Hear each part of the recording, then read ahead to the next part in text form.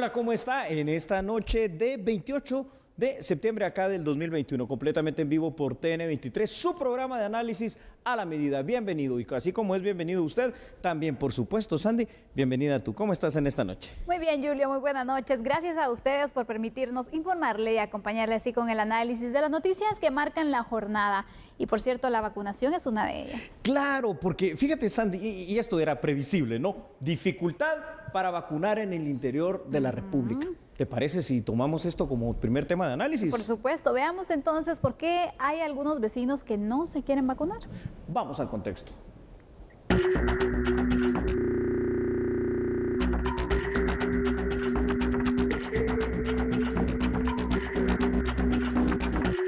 El Ministerio de Salud cuenta con una estrategia comunitaria de vacunación contra el COVID-19, la cual se ha extendido a los lugares más recónditos del país. Sin embargo, se ha dado a conocer que algunas poblaciones que se oponen a la inmunización han amenazado a personal de salud para que no lleguen a las áreas. Al respecto, el titular de la cartera de salud, Francisco Coma, señaló que están en un plan de comunicación con los líderes de diferentes regiones, porque hay personas que sí desean vacunarse en dichos lugares. Tiene que ser un programa de concientización y sobre todo trabajar de la mano con los líderes comunitarios y con las autoridades locales, ¿verdad? Recordemos, la vacunación es voluntaria, no es obligatoria, pero derivado de este mismo hecho, dado que es voluntaria, no hay necesidad de hostigar a quienes llegan a ofrecer el servicio. De repente hay gentes que sí se quieren vacunar en una comunidad, o por temor o por presión no lo están haciendo. Entonces, pero es básicamente un trabajo de comunicación y de concientización y acercamiento a la población. Estamos en una estrategia para tener un acercamiento que sea, sobre todo, sobre la base del respeto para las comunidades y que aquellas personas que no se quieren vacunar. Y creo que tenemos una labor importante de educación. Además, agregó que en la última semana se registró un descenso en la ocupación de los hospitales por casos de COVID-19 y esto se debe a la vacunación. Ha bajado significativamente en los últimos 5 días. Tuvimos ya una disminución importante en el número de casos. Específicamente tenemos ya que los hospitales, gracias a Dios, tienen mayor disponibilidad de camas, aunque recordemos que siempre por las estancias tan largas, los pacientes que son graves tienen entre 2 o 3 semanas de estancia en una cama hospitalaria, entonces la ocupación de esas camas es más lenta, pero el número de casos está bajando y por ende el número de ingresos diarios a los hospitales. Y debemos de reconocer y creemos también que hay un impacto importante derivado de la vacunación. Eso definitivamente creemos ya que en los municipios más grandes se está notando y es importante porque claramente sabemos, y es lo que de alguna manera queremos mandar como mensaje a la población en general, el hecho de que si no se han vacunado, por favor acudan, o que si llegamos a los puntos comunitarios en donde estamos tratando de acercarnos a la población, acudan a vacunarse. Bueno, entonces vamos a ver cuáles son esas dificultades reales, Sandy, porque aquí hay un poquito de todo, ¿no? Desde mitos y leyendas casi hasta dificultades verdaderamente en el contexto de cómo llegar. Número 1. A veces en el interior de la República, digamos, en este que te decía de mitos, existe la situación de que hay personas que creen que si te vacunas vas a quedar infértil. Hay personas que creen que la vacuna significa la marca de la bestia. Yo sé que nos puede dar risa cuando vimos eso, pero es que esto ha estado pasando. Hay personas que creen que a través de la vacuna les va a pasar cualquier otra cosa, que se le está inyectando un chip, metales, cualquier situación. A pesar de que sí deberían de explicar en algunas ocasiones el por qué pasa o no pasa que se pueda pegar algún tipo de objeto metálico en la persona. Pero al final de cuentas la vacuna termina siendo la mejor forma de inocular y de protegerse contra cualquier enfermedad, y en este caso el COVID-19 no es nada distinto. Pero el problema es cómo convencer, sobre todo a los líderes comunitarios, a las autoridades ancestrales y a los mismos alcaldes a veces de los municipios que están reacios ante esta situación. Mira, Julio, a mí la verdad que me da mucha lástima cuando vemos a algunos líderes de cualquier índole que están motivando a la gente a que no se vacune y les meten de verdad tantas ideas aprovechando la creencia que tiene o pues esa autoridad que también tienen en la Esa población autoridad, para sí. poder entonces venderles una idea que no es nada que ver con el tema científico, el tema de la vacunación, el tema de salud, que ni siquiera son médicos para determinar entonces cuáles son las causas o lo que podría originar. Imagínate, si los médicos son los que a nosotros nos motivan para que también nos vacunemos, alguien que no sabe nada de la medicina, no sé cómo se atreven a de verdad a hablar solo por hablar y a desinformar, porque es producto de la desinformación Claro. que hay muchas personas que no se quieren vacunar. Y aquí en la Sí. capital, a mí me hablaron de una persona que llamaba a sus amigos, a sus familiares, aquí en la capital, Aquí, para decirles ajá. que no se vacunen porque eso no es de Dios. Ok. Dios mío, de verdad, usted puede no estar vacunado, pero si Puede también anda inclusive no actuando estar de de mala acuerdo, forma, ¿verdad? Pero tranquilo, es usted, ¿no? imagine. Sí. Y es eso, Sí, si es tú eso, no es te usted, quieres ¿no? vacunar, Sí. es respetable porque no es obligatorio, no, Así es. cada quien pues decide qué hace con su cuerpo al final. Pero no Está bien, fomente sí, la no vacunación. Exactamente, Ahí está. no te dediques a decirle a otras personas que a lo mejor sí lo quieren hacer o que están dudando, tú no Correcto. te vacunas porque eso es malo, porque eso es del diablo, porque eso, no, ya no estamos en aquellos tiempos, deberíamos de estar un poco más actualizados, estamos en la era de la información de no todo, miren, está al alcance de las manos. Sí, se necesita, y ahorita vamos con esos datos, se necesita información, se necesita sensibilización. Bueno, y yo creo que el mismo Francisco Coma lo dijo hace unos minutos, ¿no? Iniciar una campaña de esto para poder, pues, tener éxito. Aparte, que otra de las grandes dificultades, cómo llegar a comunidades alejadas. Vamos con datos. Adelante. Aquí vamos a ver los primeros datos sobre este tema. Y es que, fíjese usted y Sandy, si el proceso de vacunación ha sido hasta cierto punto complejo y complicado en las áreas urbanas, hombre, pues más difícil va a serlo en el área rural y ya lo estamos viendo. Para empezar, quizás haga falta una campaña de comunicación y sensibilización para la población rural, y esto tiene que darse en los idiomas locales, inclusive en los que no son idiomas mayas, como el xinca y el garífuna. Para esto, el Ministerio de Salud podría apoyarse, en primer lugar, en las autoridades locales de los 340 municipios. Es más, deberían de ser los alcaldes los que se deberían de acercar.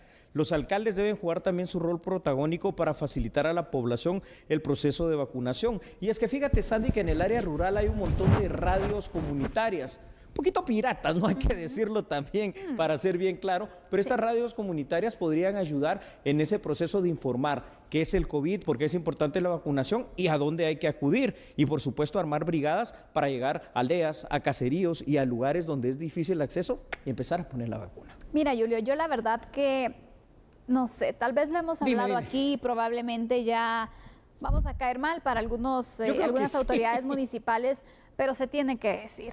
Están muy pasivos, Sí. este es el punto en el que tienen que apoyar, que se tienen que poner pilas también, porque no le vamos a dejar la carga solo al Ministerio de Salud, no le vamos a dejar la carga a las otras instituciones que están apoyando en la vacunación. Aquí cada quien se tiene que hacer responsable y Sí. la salud de sus pobladores es responsabilidad de ustedes, autoridades municipales, para que también puedan asumirla y puedan ponerse más activos, poder entonces apoyar en llegar a estas comunidades, en hablar, establecer algún diálogo con los líderes comunitarios también, para poder entonces ir avanzando, informar a la población, pero también si no se han informado ellos, Menos lo van a ¿cómo hacer. lo van a hacer? Y- Entonces y- aquí hay que cambiar un poco esa actitud tan pasiva que se tiene. Y aquí me voy a subir a ese barco que es el que hemos estado manejando durante semanas ya o meses aquí en A la Medida. Y no A ver, cambia, Julio. Y no cambia, y no va a cambiar porque es que esta es la realidad, ¿verdad, Sandy? Y así le duela a quien le duela, como tú dijiste, y aunque se molesten, se los vamos a decir de frente. Número uno, en los 22 departamentos, pues tenemos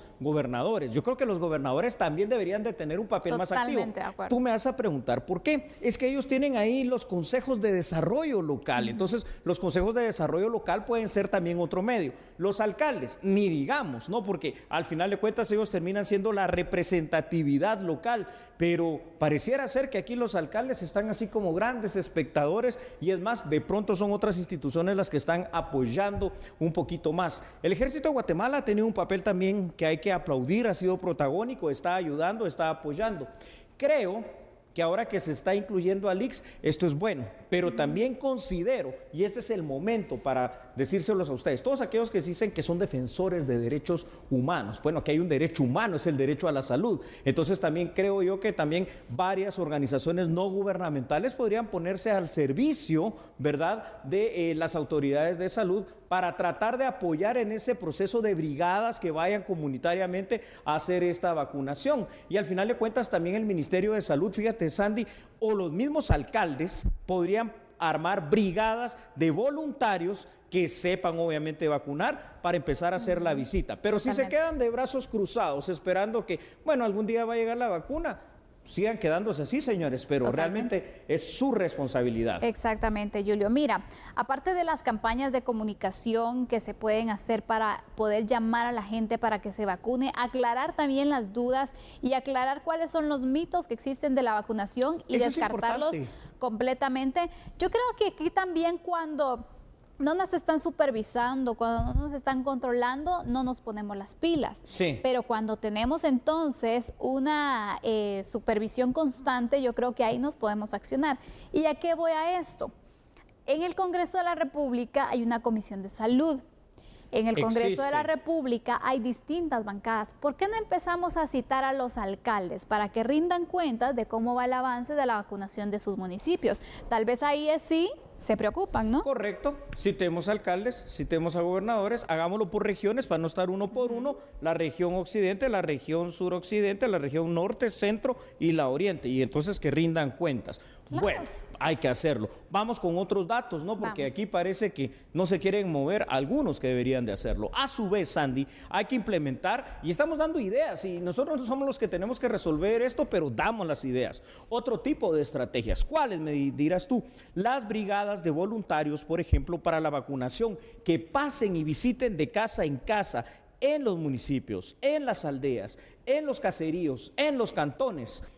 Esto significa, Sandy, que el Ministerio de Salud también, a su vez, debe tomar una coordinación interinstitucional con ejército, con bomberos, con municipalidades, con iglesias, con cualquiera que pueda apoyar en este tema. Para muchas personas del interior de la República, Sandy, es imposible, de verdad es imposible, hasta en lo económico, poder desplazarse para la vacunación por falta del recurso. Y hacia aparte de eso, no tienen la información, y hay mitos, y hay leyendas, y te dicen no se vacune porque va a quedar infértil, y quieren tener una cantidad de hijos tremenda, entonces no van a ir. Los próximos 3 meses, ya 3 meses, es muy poquito, van a ser decisivos para determinar la capacidad de las autoridades para lograr esa vacunación, sobre todo en el interior de la República. ¿Por qué? Porque si vamos, por ejemplo, al tema de la ciudad capital, bien o mal, no más del 90% de capitalinos en edad de poder vacunarse ya se vacunaron. Entonces, en las áreas urbanas como que se está logrando de buena manera. El área rural es el gran problema. Totalmente, Julio. Ya hay dosis, ya se puede ir avanzando entonces en la vacunación, pero lo que falta aquí es la voluntad política hacer. Porque una cosita, ¿verdad, Sandy? Si a ti te eligieron como autoridad, no es para que te sirvas y sientes, bueno, le voy a dar audiencia, sí o no, es para servir a los demás. Y este es el momento, el llamado real para servir. Vamos a hacer un llamado, aquí lo hemos tenido, una persona muy accesible al presidente de la ANAM, el alcalde de Salcajá. Probablemente él logre de alguna manera influir en el resto de alcaldes a través de esa instancia que es la ANAM. Ojalá, ¿verdad, Sandy? Ojalá que se pueda ir avanzando y de verdad se pueda lograr la aceptación de la población y que se avance entonces en la vacunación, porque aquí está pasando algo. No creen en la enfermedad y no se cuidan también. Hay muchas personas ¿no? que también en el interior, Julio, ya no usan mascarilla, ya están aglomeradas, de verdad, como que si no existiera el COVID-19, y tampoco creen en la vacuna. Entonces son dos factores que combinados pueden ser fatales. Tal vez en la muerte sí van a creer. Imagínate, no se sabe, Julio. Por cierto, Sandy, fíjate que ahorita que hablo de muerte, nuestro segundo tema tiene que ver con el tema de la muerte. Muerte en la vía pública, ¿qué te parece? Y por neumonía. Qué raro, ¿no? Vamos a analizar este tema al regresar y nos vamos a ir a esta pausa, pero invitándole a que se vacune usted también. Así es. Por favor, vacúnese y no cambie, porque nosotros somos a la medida.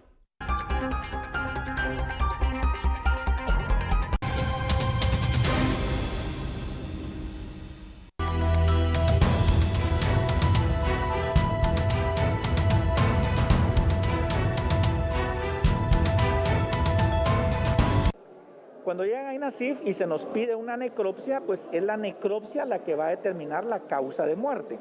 Y la causa de muerte es evidentemente en estos casos la neumonía. En este 2021, INASIF contabiliza el deceso de 114 personas que fueron encontradas en la vía pública. Luego de la necropsia correspondiente, se estableció que la causa de la muerte fue neumonía. Sin embargo, en el comportamiento que hemos tenido durante este año de fallecidos en la vía pública, sin signos de violencia, han sido alrededor de 114 personas que han fallecido en la vía pública. Esto si lo contrastamos, digamos, con los años anteriores, podemos determinar que en el año 2017 fueron 98, en el año 2018 fueron 120, en el año 2019 fueron 119, en el año 2020, como caso curioso, fueron solo 99, es decir, que descendió el número. García detalla que el promedio de horas en que llega un cadáver a INASIF es de 6 a 8 horas, lo que dificulta la toma de muestras por COVID-19. Toda vez que cuando son remitidas a INASIF, por lo general el Ministerio Público tarda cierto tiempo en llegar, en procesar la escena, en levantar los datos, en remitir el cadáver. Entonces, el promedio de horas de un cadáver que pueda llegar a la morgue de INASIF está entre 6 y 8 horas de poder ingresar. Los primeros casos que tuvimos en el 2020, coordinamos con el Ministerio de Salud y se le hizo hisopados por parte del Ministerio de Salud a estos cadáveres y salieron todos negativos. Eso significaba que es importante documentar que este tipo de muertes, según la ciencia, el hisopado para la toma de muestras tiene que hacerse de manera inmediata. A ver, Fanuel García, el director del Instituto Nacional de Ciencias Forenses, nos estaba explicando con datos, Sandy, algunas cuestiones que son importantes. Es decir, en lo que va del año, para ser exactos, llevamos 114 personas que en la vía pública han quedado ahí tendidas, han fallecido. No podemos negar que unas han sido por COVID-19, porque aquí lo hemos inclusive analizado. Aquel señor que llegó a hacerse el hisopado, resultó que el hisopado era positivo y mientras esperaba falleció. La mayor cantidad de muertes, nos está diciendo el INASIF, provienen de la neumonía. Eso ya nos deja una sospecha, sobre todo en época de pandemia, definitivamente, porque esa neumonía no necesariamente pudo haber sido eso, pudo haber sido cualquiera de las variantes del COVID-19. Claro, el tiempo que pasa en horas, porque se tarda muchísimo que lleguen las autoridades, Policía Nacional Civil, Ministerio Público, a recoger el cadáver y posteriormente lo trasladen al INASIF, haga la cola correspondiente que le corresponde ahí para la necropsia, que se llama necropsia, no autopsia, porque no se puede hacer el examen en el propio cadáver, entonces ya no permite practicar el hisopado para determinar la verdadera causa de muerte. Tranquilos, porque no es que se ha sobrepasado en número de muertes a otros años, pero también hay que tener la situación de alerta, que esto puede variar en cualquier momento y que seguramente muchos de estos fallecidos han sido por COVID-19. Puede ser también, Julio, pero en los casos que no se logra determinar, ese es el riesgo, porque, por ejemplo, si das el cuerpo a los familiares por neumonía y a lo mejor era COVID, también es complicado porque sabemos que el manejo de los cuerpos por COVID es muy diferente a una neumonía simple. Es muy diferente y esto puede causar un riesgo. Ahora, no debemos todavía no debemos alarmarnos a lo que veíamos que pasaba en Brasil, a lo que veíamos que pasaba en India, donde la gente caía. En Ecuador incluso. En Ecuador, una cosa tremenda. Pero no significa que nos confiemos. Lo decíamos en el bloque anterior y tú mencionabas algo, es decir, en varias partes del interior de la República estamos viendo claramente cómo las medidas de bioseguridad están casi desapareciendo, cómo hay un relajamiento en todo, cómo ya el aforo no se está respetando, cómo la mascarilla no se está respetando. Entonces, esto nos puede llevar en algún determinado momento, ojalá que no, a que la situación se incremente, muertes directamente por COVID, porque pueden ser personas, fíjate, dependiendo las variantes que sean, la variante Delta, la variante Lambda, que ni lo sepan, se enferman en 2 o 3 días y cuando ya sienten y se empiezan a sentir mal, pasa 4º, 5º, 6º día y simplemente pueden quedar tendidos en la calle. Exactamente, Julio, la verdad es que es complicada la situación que se está registrando. ¿Se tendrá que establecer una nueva forma o de qué manera poder determinar entonces si estas muertes son por COVID, si es una complicación por una neumonía que solamente es neumonía? Porque ¿cómo haces el tratamiento de estos cuerpos, Julio? Es que eso es lo complicado también. Es lo difícil, ¿verdad, Sandy? Definitivamente, y cuando es en la vía pública también marca un riesgo, ¿no? Marca muchísimo riesgo. Yo considero que ahorita por pura precaución, porque estamos en época de pandemia, esta no es una época cualquiera ni normal, todos aquellos cuerpos ahí en la calle deberían de tratarse así, aunque después se haga la necropsia y siga, bueno, fue neumonía, de tratarse como si fueran pacientes de COVID-19. ¿Sabes por qué? Porque es un riesgo para los socorristas que llegan a quitarlo, es un riesgo para quienes practican la necropsia, termina siendo un riesgo, como tú bien lo estabas indicando, para los propios familiares, que entonces pueden llegar a hacer una pequeña vela, si no es, entre comillas, COVID, y se pueden infectar allí mismo, y entonces resulta que el último adiós va a ser un último adiós con regalo, pero con regalo de enfermedad o con regalo de muerte, que esto es más dramático todavía. Ahora, tenemos que tener cuidado, porque para que esto no avance de verdad y las muertes verdaderamente no sean muchas en la vía pública por el tema específico del COVID-19, otra vez, medidas de bioseguridad y la famosa vacunación. Totalmente, son algunas de las medidas que nosotros podemos establecer y que podemos seguir para evitar los riesgos. No quiere decir que no nos vayamos a contagiar, porque en algún momento puede pasar la situación, todos estamos expuestos, todos somos vulnerables, pero si nosotros de verdad tomamos en cuenta esas medidas básicas, el lavado constante de mano, desinfección, el uso de la mascarilla también correctamente, eso sí, y el tema del distanciamiento social también es muy importante. Estas medidas son básicas que usted puede implementar. Vacunarse es otra protección que podemos nosotros tener, entonces imagínense de qué forma nos vamos a cuidar, pero si tampoco lo hacemos, entonces estamos sobreexpuestos ya a la situación. Absolutamente, y estamos jugando literalmente con fuego. El COVID-19, lo decíamos, vino para quedarse. La vacuna del COVID-19 es otra cosa que de una vez les anticipo, vino para quedarse. Eso va a ser, y ya lo decíamos como las otras noches, cuando un chiquito va a nacer, un bebé, una de las vacunas que seguramente le van a terminar poniendo en esos primeros años de vida va a ser esta, contra el SARS-CoV-2. Vamos con unos datos que son interesantes. Por supuesto. Claro que sí, ahí están en pantalla. Fíjate, Sandy, lo siguiente, y es que pasa esto. En Guatemala, la institución encargada de determinar la causa de muerte es el Instituto Nacional de Ciencias Forenses, más conocido como el INACIF. Esto se hace a través de las denominadas necropsias, que son los exámenes forenses al cadáver, para saber, al menos en teoría, con exactitud, la causa del deceso. Ahí yo tengo algunas dudas con esto de la neumonía. Siempre ha habido muertes de ciudadanos guatemaltecos en la vía pública por distintas razones, desde causas naturales como infartos. También se ha visto muertes hasta antes de la pandemia en personas que viven en situación de calle, particularmente dependiendo de la época del año, a veces hasta por cuestiones tan sencillas como la hipotermia. Pero es que en plena pandemia, en pleno año 2021, donde la gente está infectándose y está muriendo por COVID-19, no podemos descartar que esas supuestas neumonías hayan sido COVID en algún determinado momento, porque se pueden confundir de una manera muy fácil. Como además ya no hiciste el hisopado a tiempo, ya no se puede determinar. Es importante que se pueda establecer de qué forma se le va a dar tratamiento a ese tipo de muerte, Julio, porque el INACIF indicaba, ¿no?, que en años anteriores, donde no hemos estado en pandemia, han tenido casos de personas que han fallecido en la vía pública por neumonía. Pero ahora, ante la situación que se está viviendo y que cualquier muerte que se pueda registrar, puede que no sea por COVID, Julio, pero alarma y desinforma también. Entonces, creo que por esta situación y aparte de esto, por el manejo que se le debe dar a los cadáveres, se debe establecer alguna forma en la que se tenga que dar un tratamiento especial a casos como estos. Has dicho una cosa muy importante que quiero aprovechar este momento acá en A la Medida para poder hacerlo de conocimiento de todo el público televidente de este programa y de TN23. Los cuerpos de socorro, particularmente los bomberos, se han quejado mucho de algo, y aquí ya no estoy hablando de muerte, se han quejado que los llaman y les dicen, mire, tenemos tal en emergencia.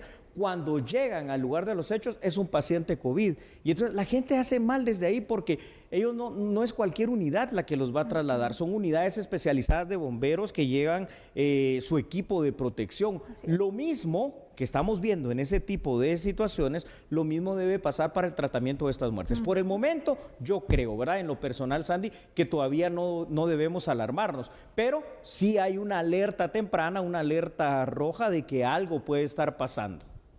Totalmente, sí, Julio. La verdad es de que creo que ya se debe establecer algo, un protocolo, ¿no?, de seguimiento a casos como estos y otras situaciones que hay que identificar. Bueno, ¿cuáles son las causas de muerte que pueden simular o que pueden parecerse también a una situación de COVID? La neumonía es una de ellas. La neumonía, la pulmonía. Porque sabemos que sin duda alguna es una de las secuelas o de las consecuencias que se dan con la enfermedad. Una persona con COVID en muchas ocasiones han pasado un grado de neumonía, incluso esa misma neumonía les ha quitado la vida cuando se logra detectar. Pero entonces este es uno de los cuadros clínicos que tiene similitudes con el COVID. Lo que decías también, entonces hay que determinar cuáles son esos factores de riesgo y poder actuar, porque la salud, los contagios también que se puedan dar, creo que es necesario que se pueda establecer un protocolo, Julio, pero desde ya, hasta muchos se están tardando. El muerto está, lastimosamente, pero quienes lo llegan a recoger están en situación de riesgo. Entonces, el protocolo, señoras y señores, hay que implementarlo. Vamos con otros datos, por favor, porque esto es importante. Sin embargo, Sandy, durante el año 2021 se ha podido evidenciar, pues si no un incremento de personas fallecidas en la calle, sí digamos un número considerable, tomando en cuenta que todavía faltan 3 meses para que termine este año. Según Fanuel García, director del INASIF, la mayor cantidad de estas muertes están asociadas al padecimiento de neumonía, y ahí es donde a nosotros nos queda la duda. Neumonía puede ser igual a COVID porque te está atacando los pulmones. Sin embargo, Sandy, en plena época de pandemia, no podemos ni debemos descartar que este tipo de enfermedades pulmonares hayan sido desencadenadas por el famoso COVID-19. En otros países como India y Ecuador se han dado muertes masivas en la vía pública a causa de algunas de las variantes del COVID, y esperemos que ese no sea el caso de Guatemala, pero si hubo un año donde más muertes se dieron en la vía pública, 120 en todo el año, y ahorita faltan 3 meses y llevamos 114, yo sí creo que la alarma está allí y tenemos que tener cuidado. Cuidado en varias cosas, en la prevención, en la contención, en la vacunación, en las medidas de bioseguridad y hasta para el tema de ir a recoger estos cadáveres, tratarlos si están ahí en la vía pública y no se sabe de qué murió, como si hubiesen muerto de COVID-19. Totalmente, y cuando es esta muerte, Julio, en la vía pública, también ingresa o tiene que ser uno de los actores principales el MP. Sí, ¿Quiénes más están involucrados? Porque también ellos deben de dársele una inducción de cómo tratar estos casos y cómo protegerse también. Fíjate, Sandy, llega a la escena del... Bueno, a ver, el escenario criminal, como realmente se llama, el lugar donde sucedió algo, en este caso una muerte, primero va a llegar algún cuerpo de socorro, pero si tú te das cuenta, llegan pues normalmente sin ningún equipo de protección, porque asumen que murió por cualquier otra situación o ven si todavía tiene signos de vida. Si la persona murió por COVID-19, ojo que ahí ya puede estar el primer problema. Llega la policía, también de una manera bastante inmediata. La policía llega sin ninguna protección, esto también hay que decirlo. Su protección es la mascarilla, usada vaya usted a saber cuántas veces. Y posteriormente, al tiempo, a veces a las horas, llega el Ministerio Público. En ese momento, aquí hay un problema. Puede llegar mucha gente que, como siempre pasa aquí en Guatemala, se reúne alrededor, que puede ponerse hasta en riesgo. Obviamente llegan medios de comunicación también, y después de esto, ya cuando se decreta por parte del MP que se ha tenido el levantamiento del cadáver, se traslada al INASIF, pero como ya pasaron más de esas 6 horas, el INASIF, aunque haga el hisopado, dice, aquí ya no puedo saber si es COVID o no. Hago la necropsia, abren, dicen, oh mira, los pulmones tienen estas cuestiones, parece neumonía, bronconeumonía, parece esta situación, pero es que también puede ser COVID. Ahí está el problema, y lamentablemente los protocolos no están establecidos. Sugerencia de parte de nosotros, que todas las personas que mueran así en la vía pública, que no se sepan de qué es, siempre y cuando no sea la violencia común, obviamente, ¿verdad? Claro. Entonces que se les trate como si fuera COVID-19, y los entierros que sean igual también, por protección de la familia. O sea, yo sé que suena un poco, ¡ala, qué mala onda! Que él no quiere ni que lo velen un ratito, pero es por protección de los familiares. Porque si no hay forma certera de poder determinar entonces si tenía COVID o no, creo que la precaución va a ser una de las situaciones principales, ¿no?, que se deben de tomar en cuenta. Va a ser duro, sí.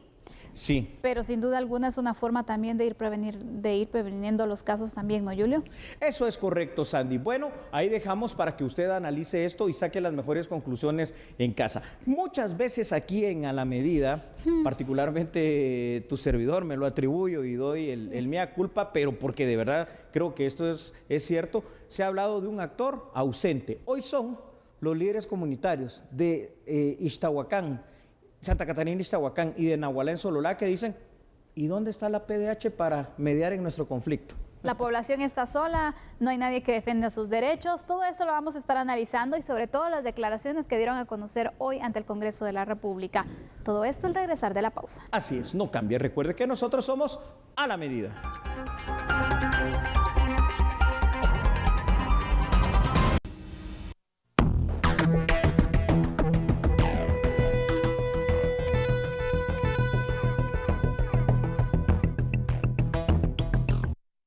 Se ha reactivado el conflicto entre pobladores de los municipios de Nahualá y Ixtahuacán del departamento de Sololá, lo que ha dejado a cerca de 995 personas albergadas en salones municipales. Al respecto, el alcalde de Nahualá expuso ante la Comisión de Derechos Humanos del Congreso de la República sobre la situación actual en el área, donde solicitan más seguridad. Es venir a pedir seguridad permanente en las comunidades afectadas, Pachotiquim, sus caseríos, Tzamujiob y sus caseríos, Patzité, Pachipac, Pasajquim, Palanquish Cotillab, Xolcajá 1, Xolcajá 2. Eso fueron la primera petición. La segunda petición es que se haga cumplir según los acuerdos que se habían quedado los dos alcaldes en ese entonces, en el año 1999. Para Nahualá no es de límite. Nahualá sabe sus monjones y lo ha respetado y lo seguirá respetando. Son ellos los que no han respetado esos acuerdos que se han quedado en el año 1999. El jefe edil del municipio de Nahualá señaló que hasta el momento el área carece de presencia de delegados de la Procuraduría de los Derechos Humanos. Es lamentable también hacerle claro y públicamente, no ha llegado ni la delegación departamental de Sololá, ha llegado a visitar esas familias. No hay presencia de la PDH. No hay presencia por el momento. Según datos de los pobladores de Nahualá, del 2019 a la fecha se han registrado 25 muertes por el conflicto de tierras y en los últimos 5 días se han registrado ataques entre los comunitarios. Señor alcalde de Nahualá, lamentamos esta situación. Qué bueno que se haya presentado ahí al Congreso de la República con el fin de poder poner fin a un conflicto que viene ya de hace décadas, ¿no? Santa Catarina, Ixtahuacán y Nahualá. Pero le digo al señor alcalde de Nahualá que lo que usted está diciendo es lo que todos nos preguntamos aquí en Guatemala.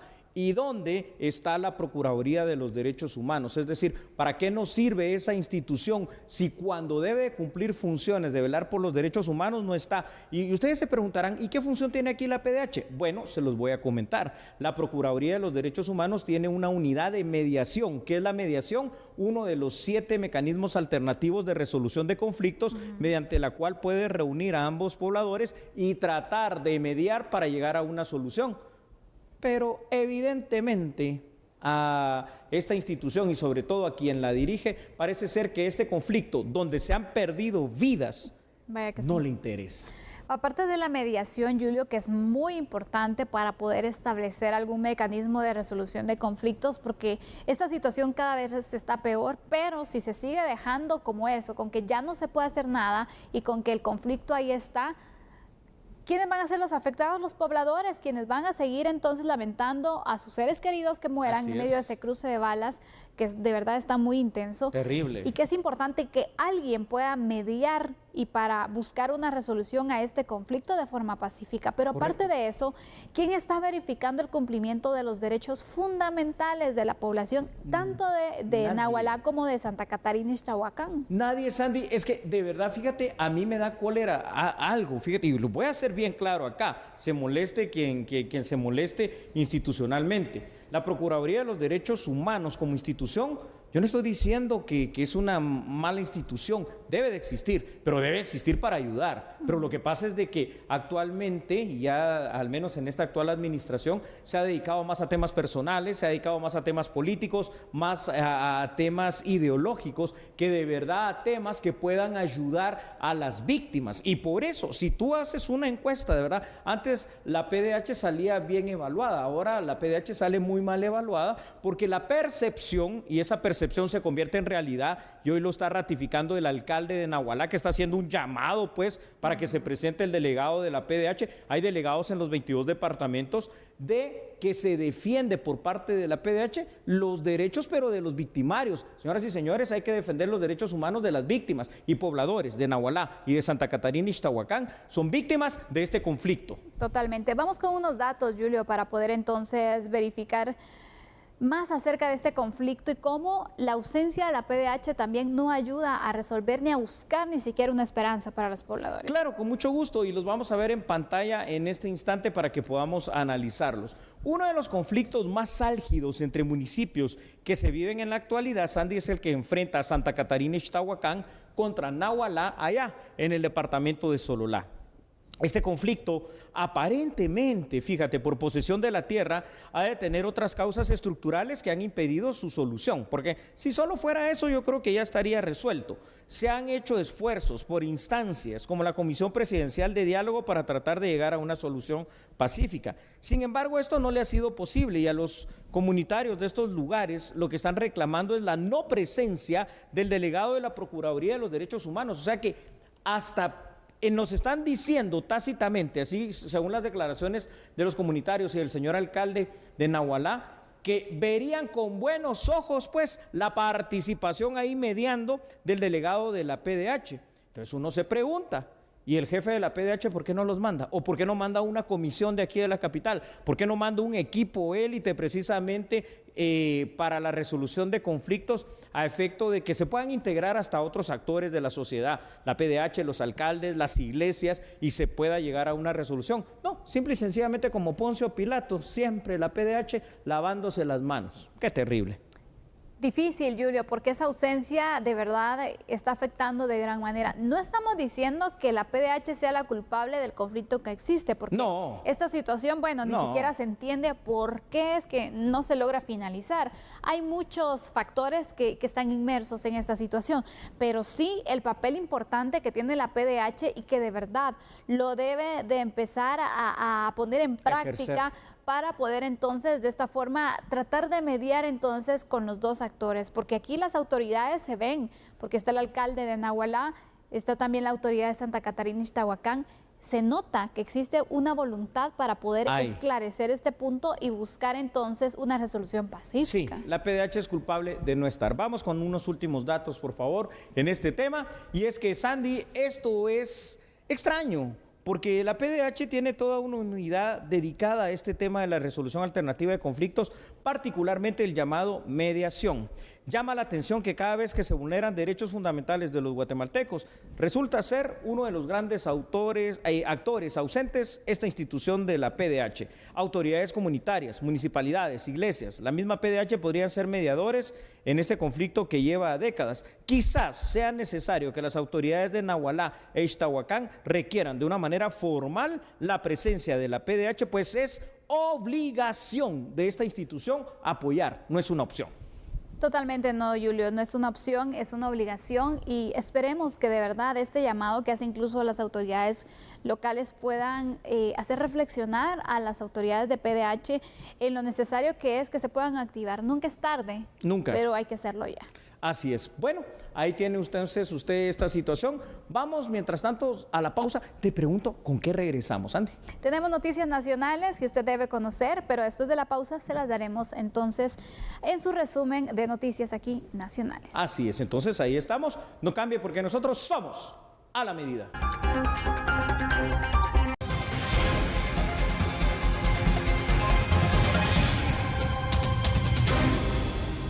Regresamos entonces con noticias nacionales, y es que en cumplimiento también a una orden de la Corte de Constitucionalidad y en representación del Gobierno de Guatemala, el Ministerio de Energía y Minas inició con un proceso de preconsulta al pueblo maya quechí respecto al derecho minero Fénix ubicado en el Estor Izabal, y cuya área de influencia indirecta abarca comunidades de ese municipio y también de Panzós. De hecho, la actividad contó con la presencia de los 38 representantes titulares y también suplentes de las 13 instituciones que ordenó la Corte de Constitucionalidad. Es un momento muy importante para nosotros. El Ministerio de Energía y Minas, en nombre del Gobierno de Guatemala, ha iniciado la etapa de preconsulta al pueblo indígena maya quechí por el derecho extracción minera Fénix. Fue una reunión bastante larga, una reunión pues podríamos decir extenuante. Sin embargo, fue una reunión que ha cumplido con los objetivos que habían sido planteados y en la que hemos llegado a acuerdos muy interesantes que nos van a permitir seguir desarrollando este proceso de manera transparente, de buena fe y sobre todo donde reina el diálogo entre las diferentes partes convocadas. El proceso mismo de preconsulta, tiene como objetivo que de manera conjunta los convocados con especial atención a los que han sido convocados como actores principales, puedan definir en conjunto cómo se llevaría a cabo el proceso de consulta posterior. Es decir, nosotros tendríamos estas 3 reuniones para que todo el grupo pueda definir cuál es el calendario para ejecución de la consulta, cuál es la información que se debe trasladar, el mecanismo de traslado de esa información, a quienes se debe trasladar también, así como los mecanismos de resolución de desavenencias en caso de que exista alguna. Algunos otros elementos, como la forma en que se va a sistematizar los acuerdos a los que se llegue y la forma en que posteriormente a que se logren los acuerdos se le pueda dar un monitoreo para asegurar que los compromisos se vayan cumpliendo de parte de las partes que asuman compromisos. Autoridades del Ministerio de Comunicaciones se reunieron con representantes del gobierno de Estados Unidos. ¿Y esto para qué? Bueno, pues para darles a conocer cuál es la situación actual de los puertos guatemaltecos, la situación portuaria nacional. Vea la información aquí en A la Medida. Obviamente Estados Unidos es el aliado estratégico más fuerte que tenemos. Y básicamente la reunión es rutinaria, es ver qué mecanismos podemos ir implementando para tratar los problemas de nivel internacional, ¿verdad? Como lo pueden ser un sinfín de factores entre malas prácticas, poca transparencia, tráfico ilícitos que se pueden dar en las fronteras, en los puertos y aeropuertos, pero no había una reunión totalmente un punto específico, sino que es empezar el camino de esta nueva construcción de política exterior que quiere el presidente de Guatemala y pues Estados Unidos, que siempre nos ha dado el apoyo, y prueba de ello es que nos estamos haciendo de una forma bilateral la reunión de hoy para empezar a tocar los puntos estratégicos. Asimismo, se coordinan otras reuniones para definir una línea de apoyo que mejore la competitividad, tomando en cuenta que Estados Unidos es el principal socio comercial de Guatemala. 2 abogados penalistas que fueron detenidos por lavado de dinero fueron puestos en libertad porque el juez no encontró indicios criminales para ligarlos al proceso. El 2 de septiembre de este 2021, la Policía Nacional Civil trasladó al Juzgado Octavo de Primera Instancia Penal a los abogados Juan Miguel Ordóñez Sea y Julia Cristina González Vizcaíno. El Ministerio Público solicitó la captura de los profesionales del derecho por el delito de lavado de dinero y otros activos. Una investigación de la Unidad de Bancos de la Fiscalía contra el Crimen Organizado vinculó a Ordóñez y González en un caso penal en el cual supuestamente se detectó transferencias dinerarias sospechosas por $7.500.000, aproximadamente 58 millones de quetzales. La primera declaración de los detenidos se realizó en el Juzgado Octavo de Primera Instancia Penal, a puerta cerrada, aduciéndose que el proceso estaba bajo reserva judicial. En la diligencia del pasado 2 de septiembre, los fiscales secuestraron documentos, papelería de las operaciones con subsidiarias en Panamá y otros países, así como también documentos con un banco del sistema. El juez, tras escuchar la acusación de la Fiscalía de Crimen Organizado y el pronunciamiento de los abogados defensores, resolvió dejar en libertad de inmediata a los abogados a través del otorgamiento de una falta de mérito. En esta primera fase del proceso, el juzgador no encontró indicios criminales que le demostraran que Ordóñez y González participaron o cometieron el delito de lavado de dinero y otros activos. El Ministerio Público informó que la Fiscalía respeta, mas no comparte la resolución, por lo que se presentará el recurso de apelación correspondiente. Se tienen los suficientes medios probatorios para vincular a los sospechosos con actos ilícitos.